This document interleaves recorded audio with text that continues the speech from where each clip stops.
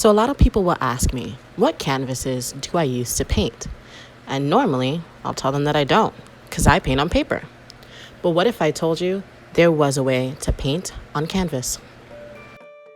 So to paint with watercolor, traditionally you do have to paint on paper, but if you use a product called Watercolor Ground, then you can paint on anything, canvas, rocks, whatever. So I use a brand by Daniel Smith. I use this Watercolor Ground, but there's also one from QoR that I think is just as good. So here I have a basic canvas board from Artist Loft, which is the Michaels brand. It came in a pack of 5. And it is canvas stretched over a board. It is gessoed, that is good for acrylics and for oils, but we are going to put the ground on here. So this is what the watercolor ground looks like. It is white. They do sell them in other colors. I just use an inexpensive wide brush to apply it. I'm just going to put a smock down because it can be messy at times. And then we're just going to put a very thin coat covering the entire surface. You can use this watercolor ground for wood, canvas, rocks, any surface, just as long as you have enough. You may want to sand it once it is dry in between layers, or sand it at the very end. And it does take 2 to 3 days to completely dry. So make sure that you plan ahead and don't wait till the last minute to prep your surface. So here I'm just showing you 2 paintings that I completed on canvas board with watercolor ground applied onto it. This first one that's darker, it does have ridges, but I did that purposely. You can create very interesting texture with watercolor ground, and that's what I love about it. So here I'm just showing you what it looks like after it has dried. I have not sanded it. This looks smooth enough for me, but you may want to sand it. You can also use the watercolor ground to do some peaks and valleys and make a lot of texture and have some fun with it.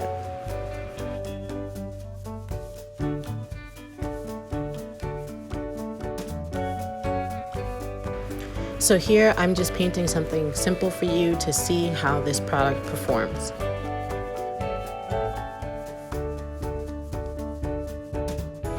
And make sure you are sure about your layers, because the previous layer will reactivate when you put more water on it after it dries. I have also been advised by more experienced artists that you should not use a heat tool to dry the layers in between. You should let it air dry.